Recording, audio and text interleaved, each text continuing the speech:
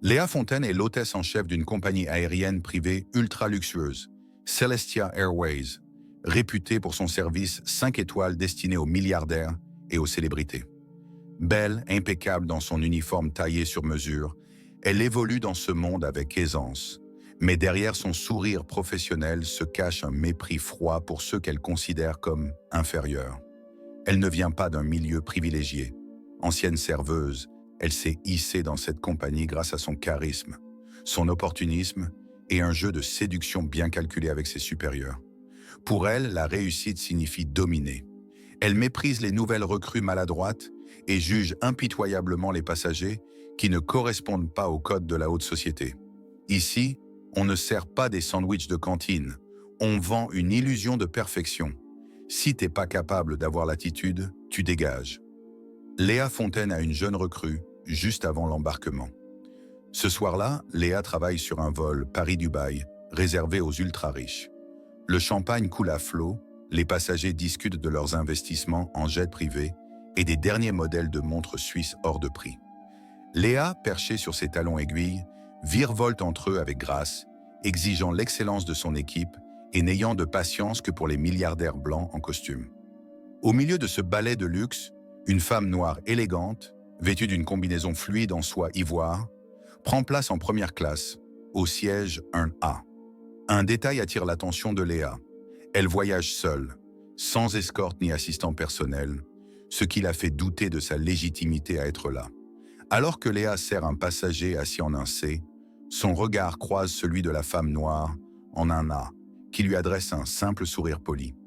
Ce sourire a quelque chose de déconcertant pour Léa, un mélange de calme et d'assurance qu'elle ne parvient pas à décrypter. Elle s'approche et, sans une once de délicatesse, lui lance d'un ton tranchant. « Madame, vous devez vous être trompée de siège. L'économie, c'est à l'arrière. » La femme lève les yeux vers elle, sans colère, mais avec une sérénité troublante. « Pardon ?»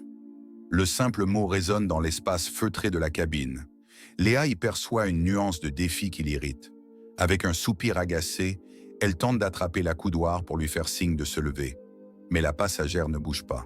« Je suis assise là, et j'ai bien réservé ce siège. » Léa, exaspérée, saisit doucement son bras pour l'inciter à se lever. Mais la passagère ne résiste pas.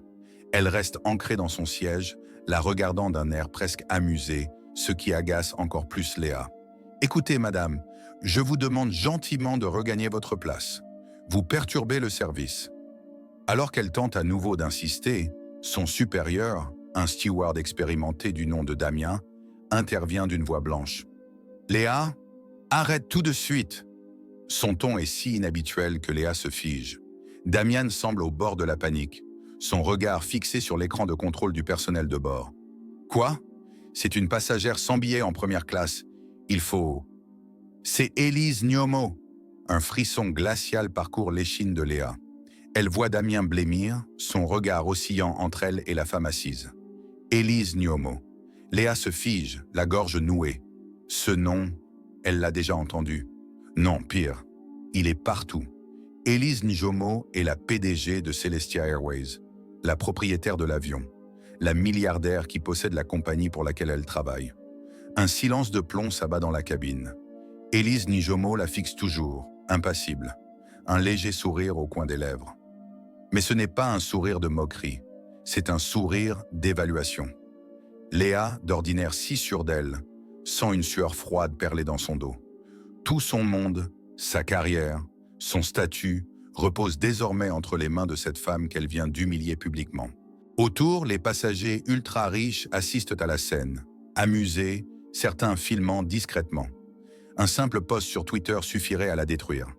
Son souffle s'accélère. Elle veut parler, s'excuser, corriger son erreur. Mais Élise ne dit rien. Elle se contente de prendre son verre de champagne et de porter un toast silencieux à Léa, avant de tourner la tête vers l'hublot, l'ignorant comme si elle n'existait déjà plus. La punition la plus cruelle n'est pas la colère, c'est l'indifférence. À peine l'avion atterrit à Dubaï, Léa est escortée par Damien, son collègue, jusqu'à la cabine VIP de l'aéroport privé où Élise Njomo l'attend. Les couloirs luxueux semblent plus froids que d'habitude. Elle sent son estomac se nouer. Elle veut croire que ce n'est qu'un malentendu, que tout cela va être rapidement balayé. Après tout, elle a toujours su retomber sur ses pieds. Mais lorsque Damien s'arrête devant une porte en verre teinté, son regard est si grave que Léa comprend enfin. Sa carrière ne tient plus qu'à un fil. En entrant, elle découvre Élise assise dans un fauteuil en cuir blanc, une coupe de vin posée sur une table en verre. Son calme est déroutant. Elle ne semble ni en colère ni impatiente. Elle attend. Léa reste debout, tendue. Le silence est insupportable. « Asseyez-vous !» Léa obéit, raide. Élise croise les doigts, la jaugeant comme un prédateur évaluerait sa proie. « Alors, qu'avez-vous à dire ?» C'est une question piège. Léa le sent. « Je suis vraiment désolé, Madame Nyomo. Je ne vous avais pas reconnu et... » Un ricanement léger interrompt sa tentative d'excuse. « Vous ne m'auriez pas frappé si vous m'aviez reconnu? Est-ce ça votre logique ?» Léa ouvre la bouche et la referme. C'est une impasse. « Dans ce cas, disons que je ne vous avais pas reconnu non plus. Ça vous arrange ?» Son ton est si posé qu'il en devient menaçant. Un silence. Puis Élise pose son verre, lentement.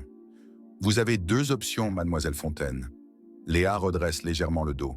« Soit vous êtes renvoyée sur le champ. Dans ce cas, plus aucun employeur sérieux ne voudra de vous. Une agression sur une passagère, et pas n'importe laquelle. Imaginez les journaux. » Léa pâlit. Un scandale détruirait tout ce qu'elle a construit. « Soit. » Élise marque une pause. « Vous partez travailler pour moi, dans une de mes fondations humanitaires, en Afrique. 3 mois. Pas d'hôtel 5 étoiles, pas de talons, pas de champagne. Juste vous et le monde que vous méprisez. » Léa sursaute, outrée. « Quoi? Vous plaisantez? Je suis hôtesse de l'air, pas une missionnaire. »« Ah bon? Moi je croyais que vous étiez une femme ambitieuse. » Sa voix est douce, mais elle claque comme une gifle. C'est une punition. « Non, c'est une opportunité. Mais votre ego est trop fragile pour le comprendre. » Léa serre les poings. Elle refuse de se laisser humilier. « Vous attendez quoi de moi? Que je devienne une bonne samaritaine en 3 mois ?» Élise hausse les épaules. « J'attends de voir si vous avez un potentiel. Si vous êtes plus qu'une arriviste en uniforme. Si vous comprenez la vraie nature du pouvoir. » Le silence s'étire. Léa est sur le point de refuser quand Élise pose son téléphone sur la table. « Vous savez, je me suis renseigné sur vous. Vous mentez beaucoup, Léa. » Une onde glacée parcourt Léa. Élise fait glisser son doigt sur l'écran. Un dossier s'affiche. Vous prétendez parler 4 langues. Vous baragouinez l'italien et vous ne comprenez pas un mot d'allemand. Vous avez dit avoir fait une école prestigieuse. Faux, vous avez abandonné en première année. Vous avez affirmé que votre père était diplomate. Il était chauffeur de taxi. Léa blêmit. « Ça suffit, » murmure-t-elle. Mais Élise ne s'arrête pas. Vos contacts influents?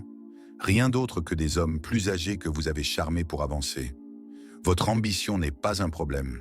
C'est votre manque de substance qui l'est. Bang! Chaque mot déchire son masque. Elle veut s'énerver, hurler, se défendre. Mais elle est face à quelqu'un qui sait tout. Élise l'observe, amusée. Vous aimez ce monde, n'est-ce pas? Le luxe, le pouvoir, la réussite.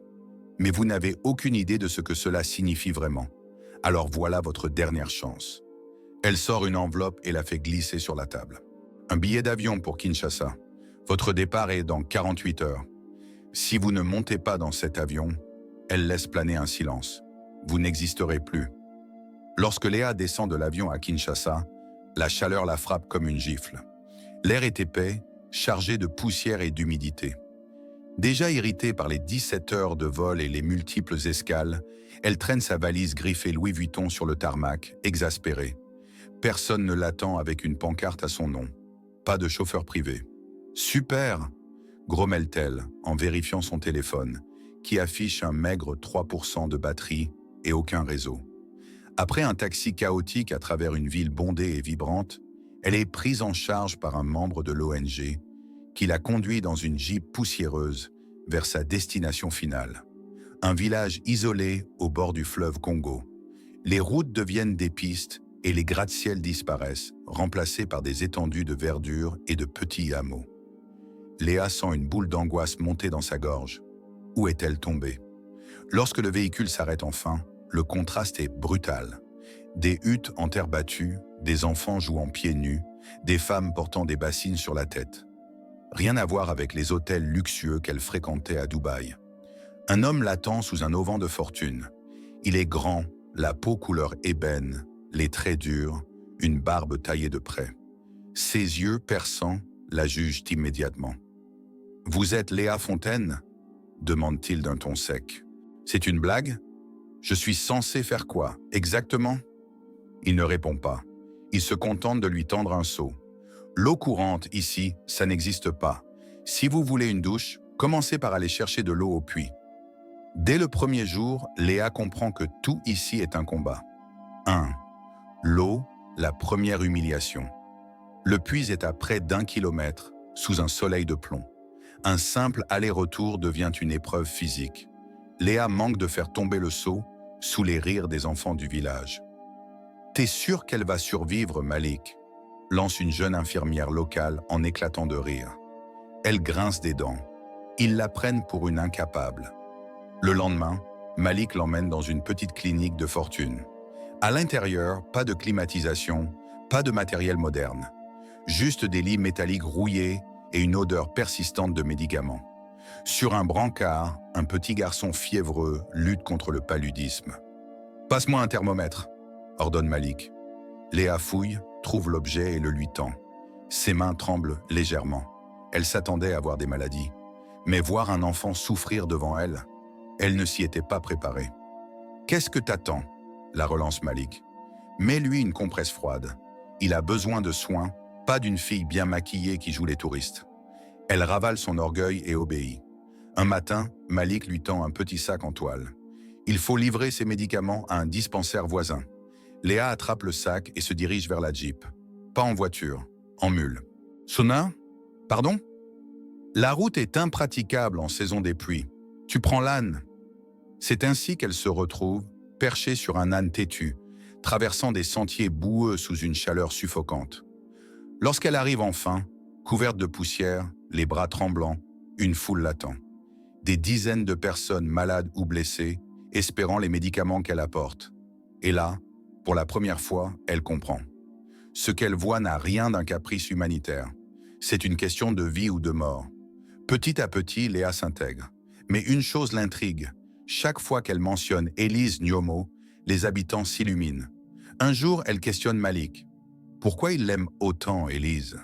C'est juste une milliardaire qui finance un hôpital, non? Il la fixe, incrédule. Juste une milliardaire? Il éclate de rire. Tu ne sais vraiment rien. Il l'emmène alors devant un bâtiment en pierre, au cœur du village. L'hôpital Élise Njomo. Il y a 10 ans, ici, les gens mouraient pour une simple infection. Élise a construit cet hôpital. Mais elle n'a pas juste envoyé de l'argent. Elle est venue. Elle a vécu ici, avec nous.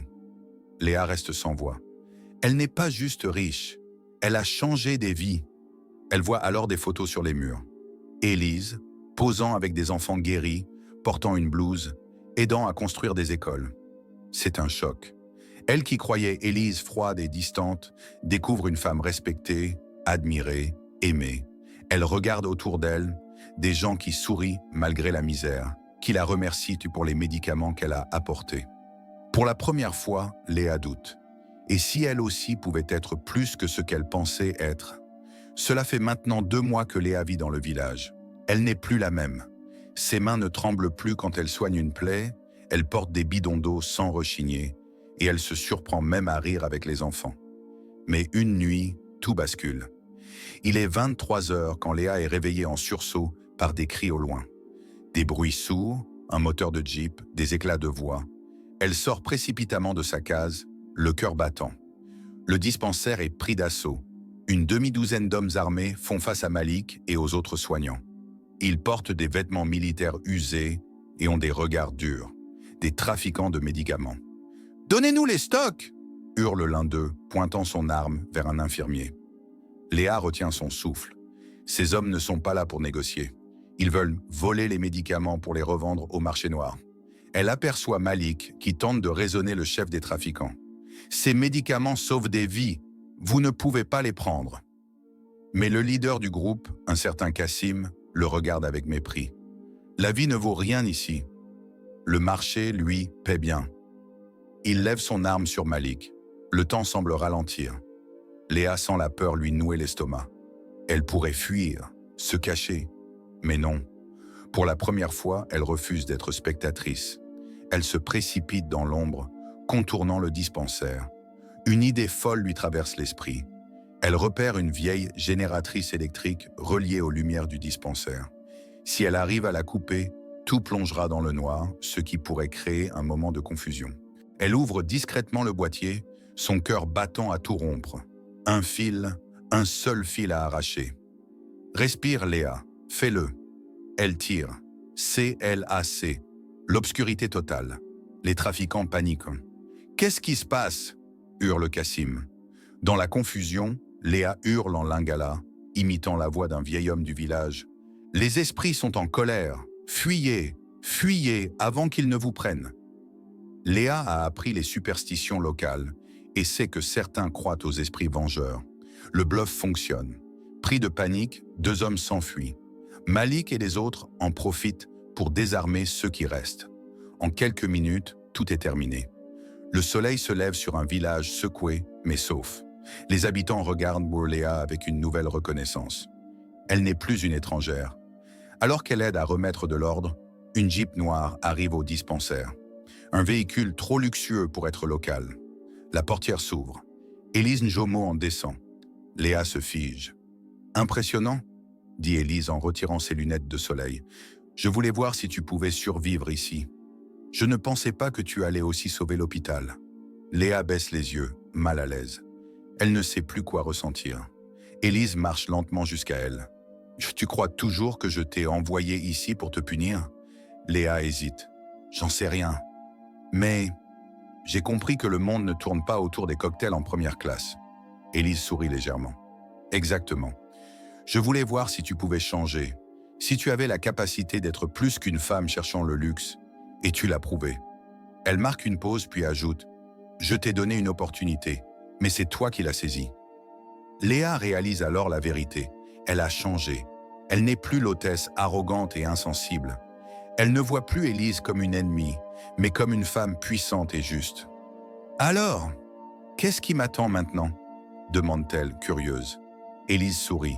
« Tout dépend de toi. » 3 mois plus tôt, Léa Fontaine était une hôtesse de l'air arrogante, méprisante et obnubilée par le luxe et la réussite sociale. Aujourd'hui, lorsqu'elle pose le pied sur le tarmac de l'aéroport Charles de Gaulle, vêtue d'une simple veste en lin et d'un pantalon usé, elle se sent comme une étrangère dans son propre monde. Les halls ultra-modernes de l'aéroport, les écrans publicitaires affichant des parfums hors de prix, les passagers se plaignant pour un retard de 15 minutes, tout lui semble absurde. Avant, j'étais comme eux. Elle ne peut plus ignorer ce qu'elle sait maintenant. Il y a un monde bien plus vaste, bien plus dur, bien plus réel que ce microcosme de privilèges. Léa est attendue au siège de Celestia Airways, la compagnie aérienne de luxe qu'elle servait autrefois avec tant de zèle. Dès qu'elle entre dans le grand hall en marbre blanc, les regards se tournent vers elle. Les collègues chuchotent. Tout le monde croyait qu'elle avait été virée. Elle aperçoit son ancien supérieur, M. Dumas, un directeur froid et carriériste qui la toisait autrefois avec admiration. Aujourd'hui, il a l'air perplexe. « Fontaine, vous êtes en retard. » Elle sourit intérieurement. Avant, elle aurait paniqué. Aujourd'hui, elle reste calme. On l'escorte jusqu'à la salle de conférence VIP où l'attend Élise Njomo elle-même. Léa s'assoit en face d'Élise, sous les regards curieux des autres cadres de la compagnie. « Alors, qu'avez-vous appris de votre séjour ?» demande Élise, les bras croisés. Léa prend une grande inspiration, puis elle déroule un dossier sur la table. « Avant, je pensais que la réussite se mesurait aux apparences, aux privilèges, à l'autorité qu'on impose aux autres. Mais après avoir vu ce que vous avez construit en Afrique, après avoir travaillé aux côtés de gens qui donnent tout sans rien attendre en retour, elle s'arrête un instant, choisissant ses mots avec soin. J'ai compris que la vraie réussite ne se mesure pas à ce qu'on possède, mais à ce qu'on change. » Élise esquisse un sourire discret. Léa appuie sur un bouton, un écran s'allume, affichant une présentation. Projet, réforme des conditions de travail des employés de Celestia Airways. Dans la salle, des murmures s'élèvent. C'est un sujet tabou. Les hôtesses et stewards de notre compagnie travaillent jusqu'à l'épuisement. Nos services sur WAS sont prestigieux, mais à quel prix? Manque de repos, burn-out, pression constante. Et si nous changions cela? Elle parle avec conviction, citant des exemples concrets tirés de son expérience humanitaire. Elle veut améliorer les conditions de travail, créer des rotations plus humaines, intégrer un programme de soutien psychologique pour le personnel. Le silence est total. Même M. Dumas semble impressionné. Élise fixe Léa avec intensité. « Vous avez changé et vous comprenez maintenant ce qui compte. » Elle pose un dossier devant elle. « J'ai un poste pour vous, directrice de l'expérience client chez Celestia Airways. Salaire à 6 chiffres, bureau avec vue, pouvoir réel. » Léa sent une chaleur monter en elle. C'est ce qu'elle aurait rêvé avant, l'aboutissement ultime. Mais elle se voit dans ce bureau luxueux, assistant à des réunions stériles, calculant les profits plutôt que l'impact humain. « Non ?» Un murmure parcourt la salle. A-t-elle bien dit non? « Merci, Madame Njomo. Mais je ne veux pas ce poste. » Élise lève un sourcil intrigué. « Que voulez-vous alors ?» Léa sourit et sort un deuxième dossier. Un programme de formation pour les hôtesses et stewards. Une formation qui leur apprend l'empathie, l'adaptabilité, la gestion de crise, pas juste comment verser du champagne. Elle pose les yeux sur Élise, déterminée. Une formation inspirée de ce que vous m'avez appris. Un silence s'installe. Puis, Élise éclate de rire. Un rire franc, sincère. Intéressant. Très intéressant. Elle ferme son dossier et le tapote du bout des doigts. Vous auriez pu revenir chercher le confort, mais vous cherchez à construire quelque chose de nouveau. Elle lève les yeux vers Léa. Très bien, faites-le. Vous avez carte blanche. 3 mois après son retour, Léa Fontaine n'est plus seulement une ex-hôtesse de l'air. Elle est devenue formatrice en leadership et empathie pour Celestia Airways, supervisant un programme révolutionnaire destiné à humaniser le service en vol. Désormais, les hôtesses et stewards ne sont plus seulement des serviteurs du luxe, mais des professionnels capables de gérer des situations de crise avec intelligence et humanité. Les résultats sont visibles, moins de burn-out, une meilleure ambiance de travail et même une hausse de la satisfaction client. Son nom circule, son histoire inspire. Autrefois méprisée par ses collègues pour son arrogance, Léa est maintenant une figure respectée. Un jour, elle traverse les couloirs du siège de Celestia Airways lorsqu'une jeune hôtesse l'arrête timidement. « Madame Fontaine ?» Léa sourit. « Juste Léa. Je voulais juste vous dire merci. Avant, je pensais que je devais être parfaite pour réussir ici. Maintenant, je sais que l'essentiel, c'est d'être humaine. » Léa sent une chaleur monter en elle. Elle a changé des vies. Un matin, alors qu'elle s'apprête à donner une nouvelle formation, une enveloppe scellée l'attend sur son bureau. Expéditeur, Élise Njomo. Intriguée, elle l'ouvre et lit les quelques mots manuscrits. « Félicitations pour ce que tu as accompli, mais je pense que tu peux faire encore plus. Rejoins-moi. Nous avons un monde à changer. Élise Njomo. » Sous la lettre, un billet d'avion. Destination, Kinshasa.